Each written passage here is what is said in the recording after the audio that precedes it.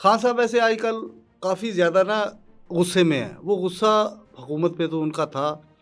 لیکن وہ جو خیبر پختونخوا کی حکومت ہے ان پہ بھی غصے میں ہے۔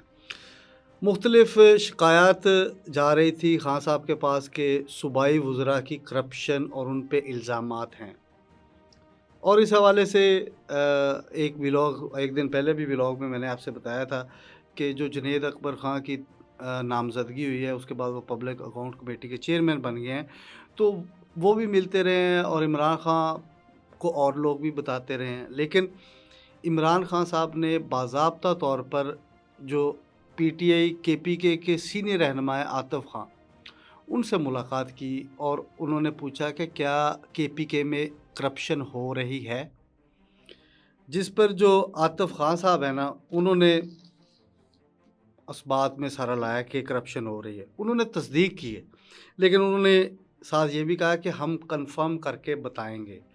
اب حکومت تو کے پی کے میں خیبر پختونخوا کے جو وزیر اعلیٰ ہیں وہ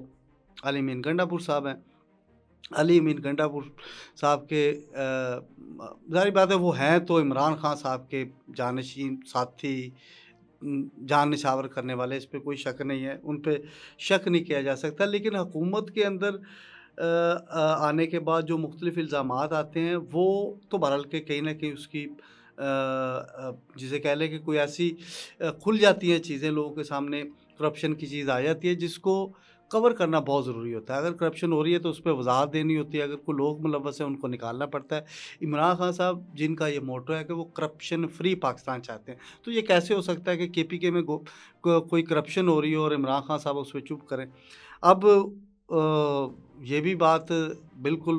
صاف ہے کہ عمران خان صاحب علی امین گنڈا پور صاحب کو رکھنا چاہتے ہیں، لیکن وہ یہ وضاحت بھی طلب کریں گے کہ ان کے 3 وزراء جن پہ کرپشن کا الزام ہے انہوں نے یہ کرپشن کیوں کی۔ اگر وہ وزراء ثابت ہوتے ہیں تو ہو سکتا ہے انہیں پارٹی سے بھی نکال دیں، پہلے تو ان کی رکنیت ختم کریں گے، پھر پارٹی کا نوٹیفیکیشن بھی آ سکتا ہے کہ یہ ملوث ہے، ہم انہیں نکال دیں گے۔